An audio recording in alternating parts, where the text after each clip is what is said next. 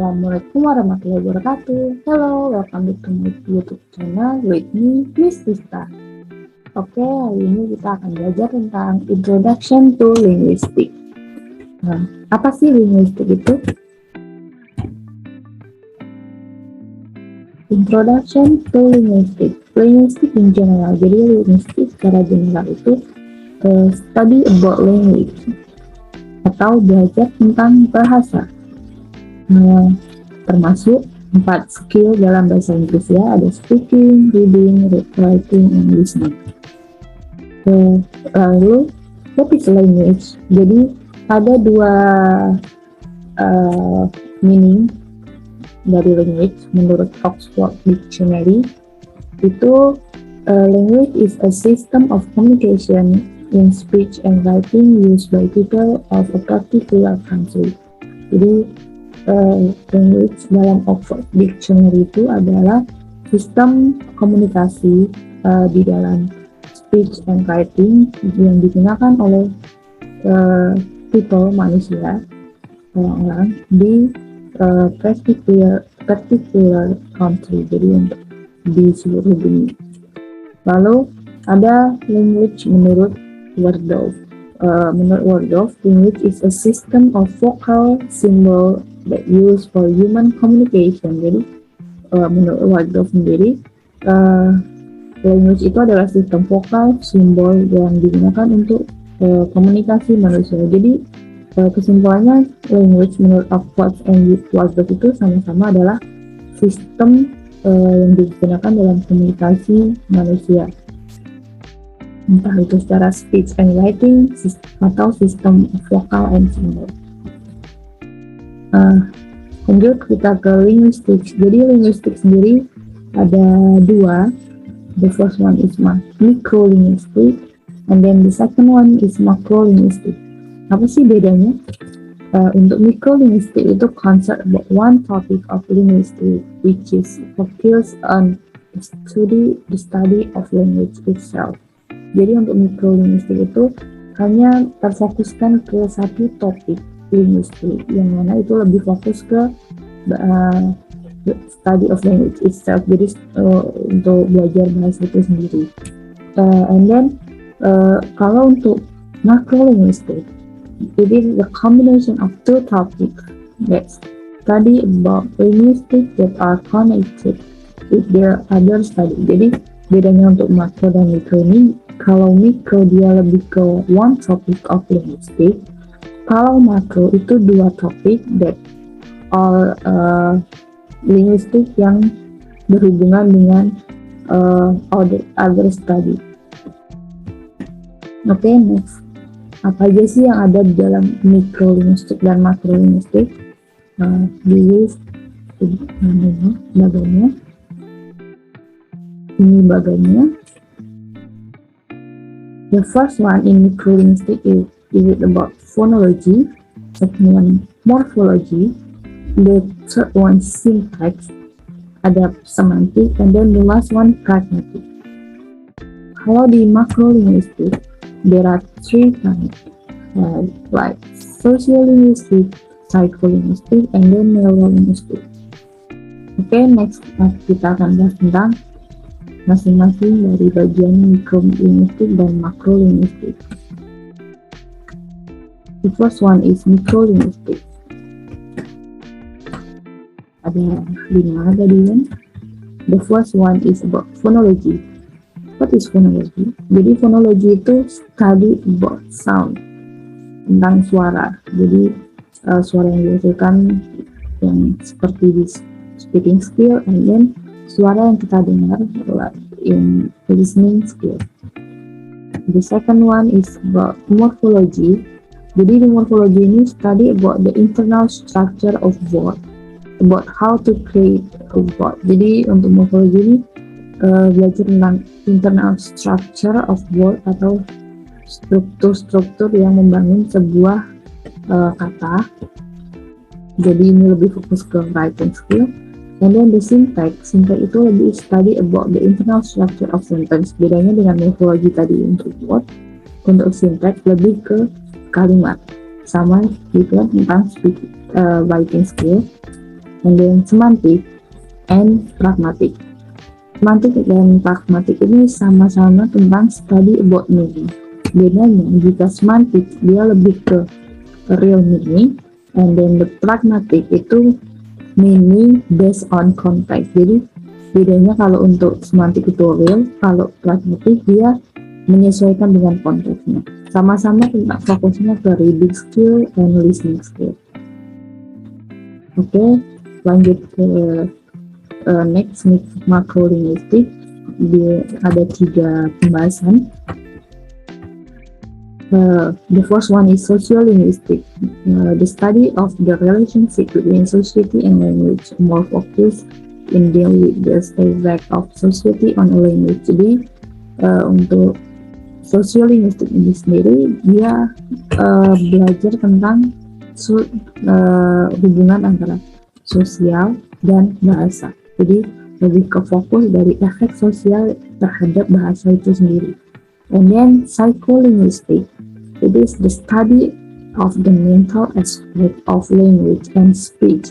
It's more concerned with how language is represented and the process in the brain. Jadi untuk psycholinguistic itu study about mental aspek mental dari language and speech, dari bahasa itu sendiri. Lebih ke fokus bagaimana bahasa itu dipresentasikan dan diproses di dalam otak. Sedangkan untuk neurolinguistik itu hubungan antara neuro dan linguistik. Jadi represent how language is represented in the brain, how and where a brain store language of knowledge of language that we speak. Jadi lebih ke bagian mana otak yang memproses bahasa itu sendiri, bahasa yang kita gunakan untuk berbicara. Oke, di sini kita akan lebih fokus ke microlinguistic. Yang pertama, phonology. Di phonology, the first one is gonna learn about organ of speech atau vocal types. Maksud dari organ of speech ini sendiri adalah organ-organ yang termasuk ke dalam speech production. Jadi organ mana aja yang termasuk ke dalam memproduksi suara itu sendiri. We can see the picture. Jadi di sini ada gambarnya. Ini termasuk organ-organ apa saja yang ada dalam speech production. Di sini ada 9, bilabial until pharyngeal itu akan kita bahas di selanjutnya.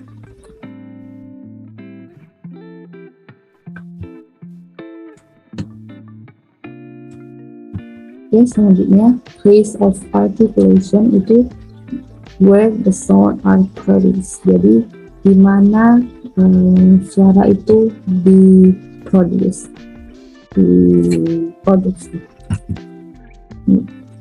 There are 9. Seperti yang kita bahas tadi di awal ada 9. Ada bilabial, labiodental, interdental, alveolar, palatal, velars, uvular, dan glottal. Bisa dilihat di sini untuk bilabial itu bring both lips together.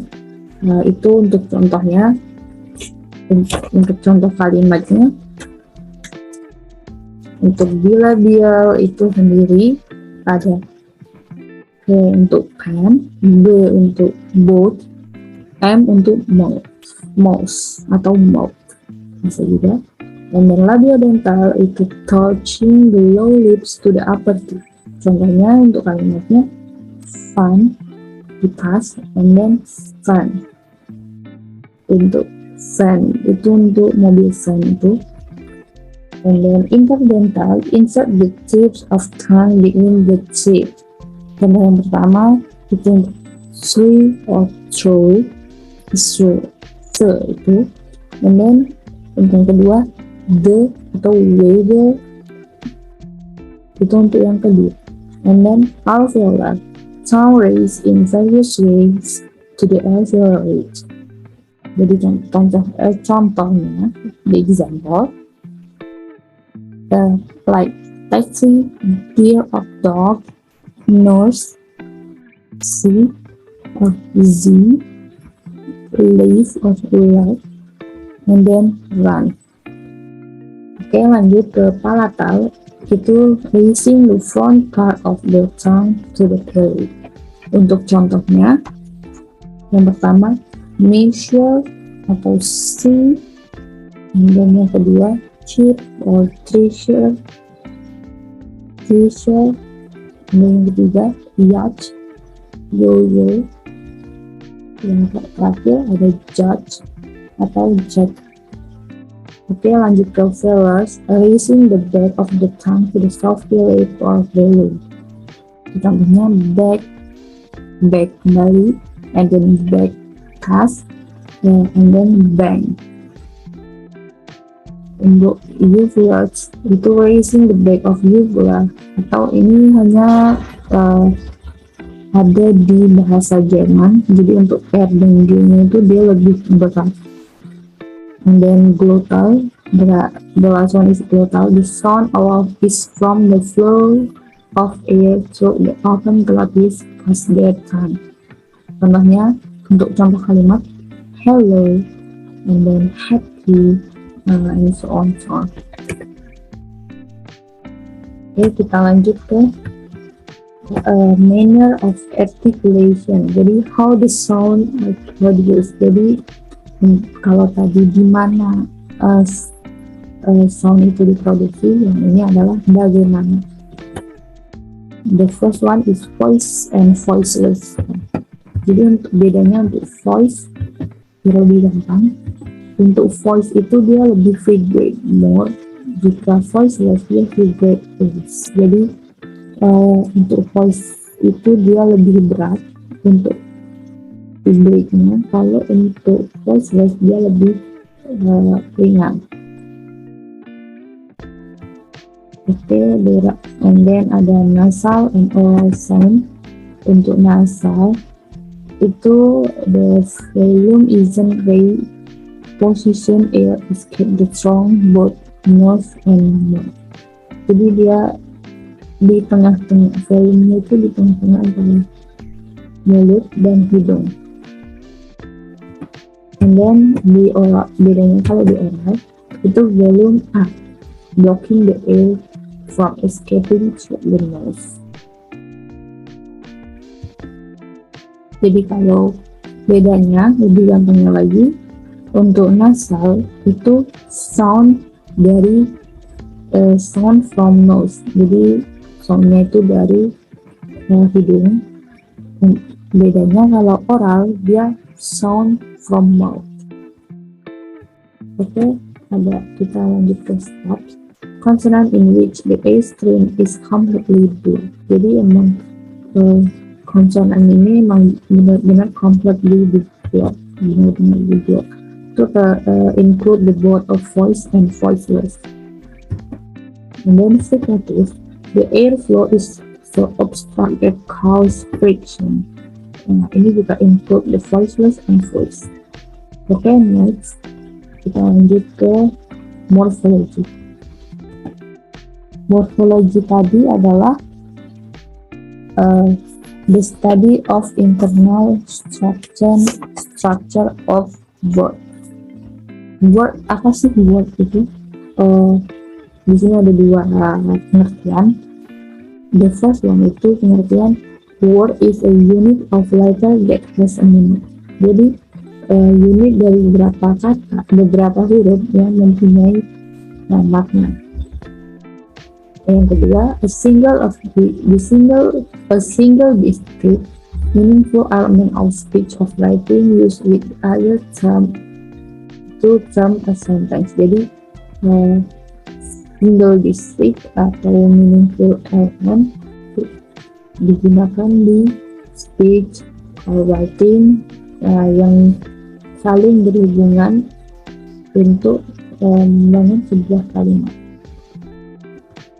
Nah, di sini ada two kind of word. Jadi ada dua jenis of word kata itu untuk content word and function word. Jadi ada dua jenis. Perbedaannya bisa dilihat ada 4 perbedaan. Untuk content word itu include noun, adjective, adverb, and verb. Untuk function word itu include conjunction, preposition, article, and pronoun. Kemudian yang kedua, untuk content word itu lexical meaning atau fixed meaning atau real meaning. Untuk yang function word itu contextual meaning, jadi based on context. Kalau di content word itu open class atau bisa you can add new member of word, sementara di function word itu close class, jadi nggak bisa nambah member of word. And then the last one, untuk content word itu easy recognized by our brain, but in function word itu slowly recognized by our brain. Okay, next.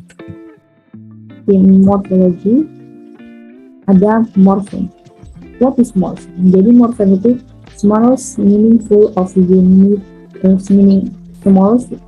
unit of word. Contohnya in happy. Happy kita punya 2 silabi, happy, dan 1 morpheme. Jadi yang disebut morpheme itu happy itu. And then the second one itu unhappy. Unhappy terdiri dari 3 silabi. Ada unhappy. Untuk unhappy itu terdiri dari 2 morfem, un and happy. Nah, di sini kita ada 2 bentuk morfem.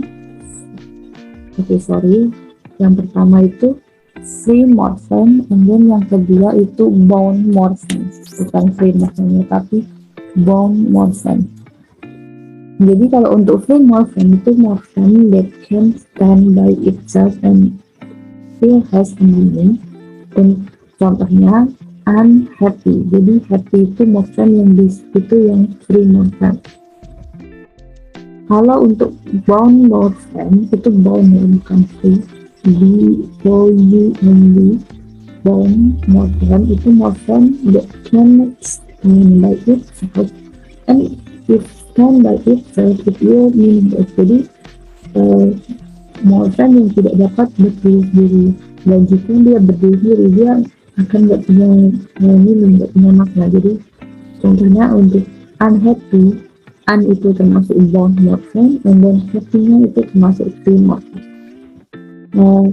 Di bound morpheme ini ada affixes. Apa sih affixes itu? Jadi an affix is a letter of group or group of letter which is add to form a different word with the different meaning. Jadi ada 3. Affix itu lebih ke kata bantu atau kata tambahan. Contohnya untuk prefix itu occur before base katanya itu jadi prefix itu muncul di sebelum kata. Jadi contohnya un itu muncul di unhappy, terus unlucky itu. Terus untuk infix itu occur in the middle of word. Jadi untuk itu di tengah-tengah kata. Contohnya bloody itu. And then suffix itu occur after the base. Jadi untuk suffix itu dia lebih ke sesudah kata. Contohnya eating, drinking, listening, writing, terus meaning. And then lanjut ke the use of affix in a verb. Jadi ada 2 fungsi dari affix itu di word. Ada infleksional dan derivational. Bedanya, jika di infleksional it can change the meaning of that part of speech. Jadi dia nggak bisa mengganti makna dari kalimat dari kata itu sendiri. Contohnya dari kata run ditambahin suffix ing atau running, dia tidak akan berubah maknanya. Kalau untuk derivational, it can change the characteristic of the meaning of word. Jadi bedanya kayak inflectional, dia meaningnya nggak akan berubah. Sedangkan untuk derivational, meaningnya akan berubah. Contohnya drive ditambahin cars belakangnya, driver beda. Meaning dari drive dan driver itu beda. Kalau di inflectional, only one in a word, jadi fixisnya in word itu kalau untuk inflectional hanya satu. Kalau di derivational itu bisa lebih dari satu. Kemudian ada 9 member of inflectional. Kalau untuk derivational itu lebih selain dari 9 member itu termasuk ke derivational. Kalau untuk inflectional itu hanya suffix. Jadi hanya running, eating, hanya ranting. Kalau untuk derivational it can be prefix and suffix, jadi bisa di awal dan di akhir. Kemudian untuk inflectional itu come at the end of time, jadi dia ada di akhir dari sebuah kalimat. Kalau untuk derivational it also bisa inflectional, jadi dia bisa muncul di sebelum inflectional itu sendiri. Oke, kita lanjut ke syntax. Do you know noun? Sementara makna dari noun itu the name of someone or something. And then determiner atau that itu the limit to limit the noun. Contohnya kalau untuk determiner itu that, atau the, this, atau this, those, and so on gitu. Untuk syntax ini sudah dijelaskan di awal. Syntax itu adalah the internal structure of sentence. Jadi dia kita akan membahas tentang internal structure of sentence, apa aja yang terkandung dalam sebuah kalimat.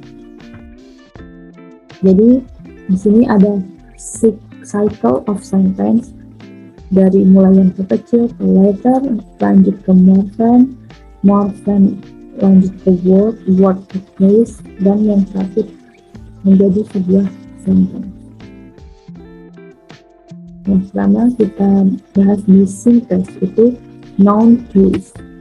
Noun phrase itu artinya noun that give the most important information in a phrase. Jadi the most important informasi yang paling penting dalam sebuah phrase itu adalah noun phrase.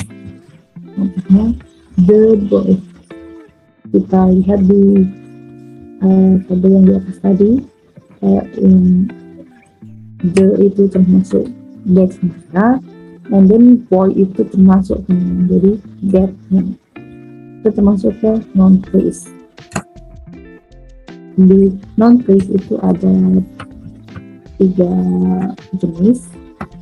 Yang pertama itu common noun. Common noun itu dia lebih ke nama, ataupun seperti nama hewan, nama manusia, nama benda, itu lebih ke common noun. Jadi hanya ada satu kata. Contohnya Ana itu termasuk ke noun. And then kalau pronoun itu example-nya yang termasuk ke pronoun I, you, we, they, she, he, it. And then the specific noun itu dimana ada determiner dan juga ada noun. Jadi contohnya an apple, an as determiner, and then apple as noun. Atau contoh lainnya the baby for a house, ataupun sebuah batu, stone, atau so on. Yang kedua ada verb phrase atau VP. Verb phrase itu artinya verb that give the most important information in a phrase. Jadi Kalau tadi noun free itu noun yang memberikan informasi penting, kalau verb free itu berarti verb kata kerja yang memberikan informasi penting di sebuah kalimat, di sebuah phrase. Ada dua contoh dari verb itu, ada transitive verb and then intransitive. Kalau transitive itu verb yang memerlukan objek. Contohnya, I eat melon. Verb eat itu membutuhkan objek. Saya makan sebuah melon. Jadi subjek, verb, objek. And then intransitive verb itu verb yang tidak membutuhkan objek. Contohnya, I'm swimming, I'm running. Itu verbnya swimming itu swimming atau running itu tidak perlu objek. Jadi untuk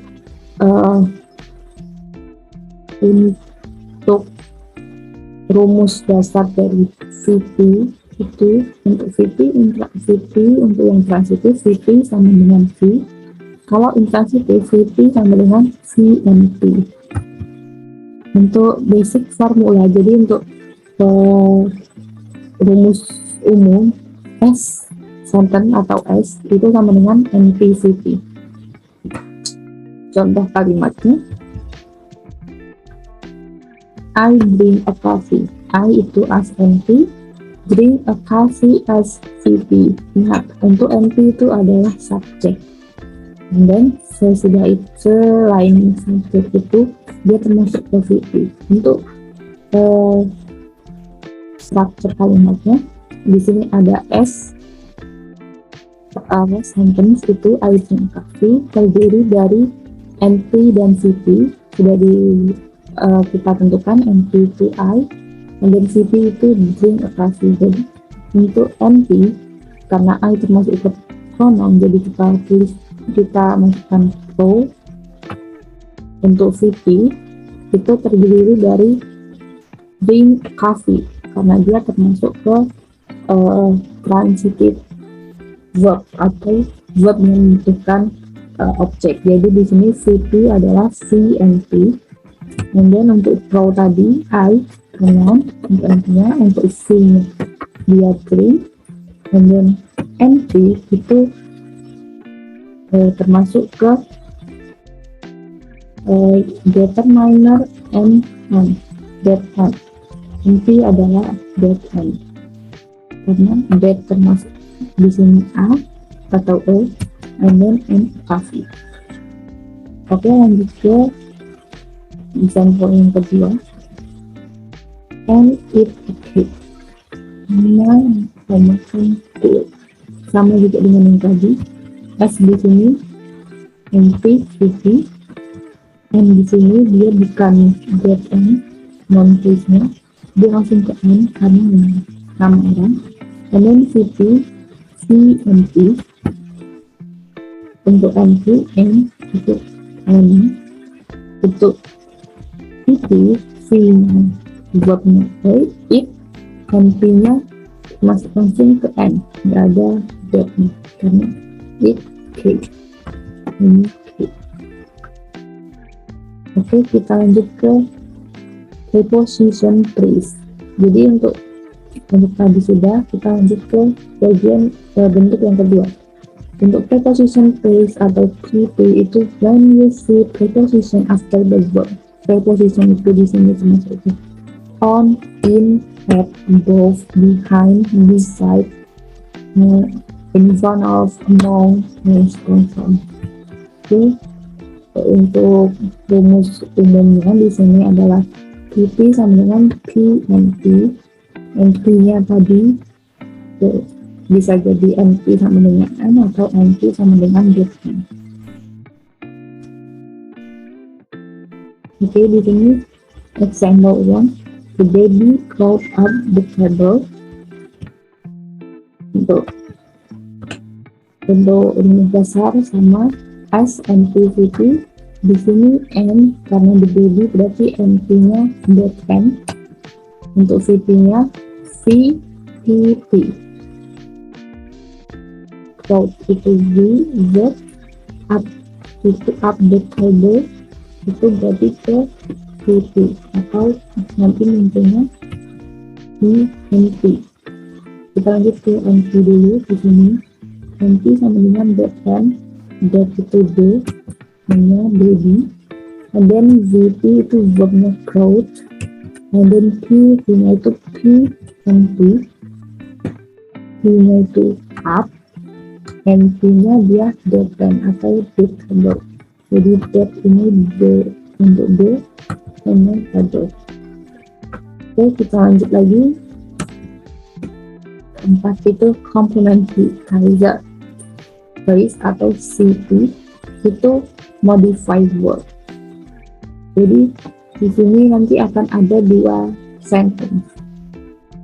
Yang contohnya untuk CP ini whether, that, if, and so on. Jadi untuk mengidentifikasi apakah dalam kalimat ini ada CP itu dilihat dari whether, that, if, atau yang lain.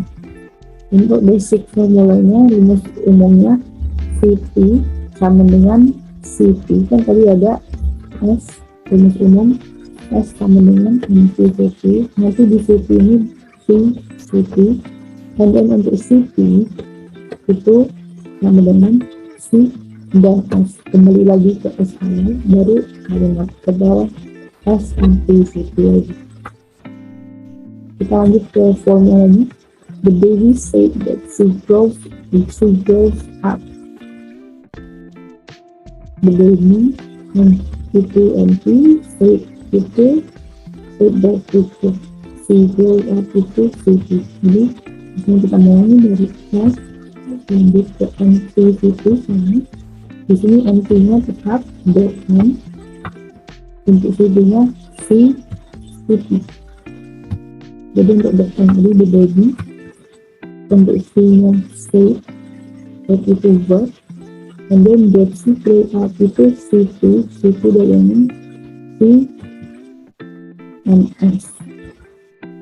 Jadi untuk C tadi that, ini kemudian identifikasi apakah ada CP di kalimat itu, kata di dalam macam ini adalah that, and then S, she grows up itu dia termasuk. Lanjut lagi, kembali lagi ke S yang ada NP dan CP. Di sini NP-nya adalah pronoun atau she, and then she grows up itu VP.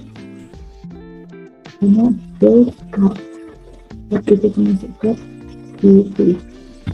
And then VP di sini termasuk ke P. Oke, kita lanjut ke contoh kedua. The teacher called out the students.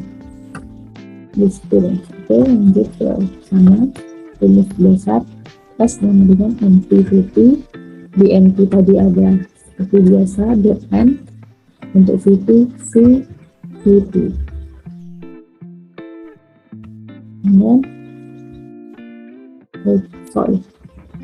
calls for student. Oke, lanjut. And then V di sini calls.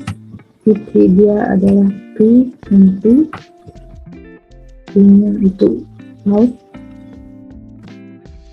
Dan P-nya get the student. Oke, lanjut ke pembahasan selanjutnya. Tadi sudah ke sintaks, kita lanjut ke semantik. Di semantik kita akan bahas tiga bahasan. Yang pertama adalah semantic role, yang kedua semantic feature, and then the last one itu lexical relation. Jadi yang pertama kita lanjut ke semantic roles. Oke, kita lanjut ke pokok bahasan semantik tadi. The first one itu semantic roles. The first one kita akan bahas tentang semantic roles atau the word of describe according the roles they refer to the situation described in sentence. Jadi beberapa kata yang dideskripsikan sesuai dengan peran mereka yang ada di situasi yang dideskripsikan di dalam sebuah kalimat. kita bisa lihat untuk mengidentifikasi semantic verb ini kita bisa lihat the meaning from the roles in a sentence. Di sini ada beberapa roles, ada 1, 2, 3, 4, 5, 6. Oh, ada lagi 7. Jadi ada 7 roles, ada 7 peran. Yang pertama itu agent, the entity that perform the action. Jadi sebuah entity yang that perform the action. Di sini agent itu adalah subjek dari di sebuah kalimat itu. Agent itu adalah subjek, and then sign itu the entity that undergoes the action. Jadi untuk sign itu adalah objek, and then instrument itu an entity that used in to perform an action. Jadi yang digunakan untuk perform an action. Contohnya itu keywordnya with, by, and to. Untuk location itu the place where the action happen. Jadi tempatnya itu contohnya in, at, on, itu masuk untuk location. And then the source itu the place from which an action originate. Jadi originate itu jadi source itu seperti makna source itu dia adalah sumbernya. Jadi dari contohnya dari from, misalnya from the garden itu berarti dia dari garden, and then the goal itu the place where the action is directed. Jadi jika jadi from untuk goal itu dari itu, jadi misalnya from the garden to the school itu contohnya, and then the action itu relation with the verb. Jadi action itu dia verbnya dalam sebuah kalimat. Contohnya Andy kick the ball at the garden. Jadi Andy sebagai agent, kick sebagai action, the ball itu sebagai term atau objek, and then at the garden itu location. Oke, next kita lanjut ke semantic feature. Itu the component of meaning of a word by using value. Analyze the meaning by seeing the feature. Contohnya kalau untuk plus dia it has the feature, and then untuk minus itu it doesn't have the feature. Contoh feature dari human itu apa?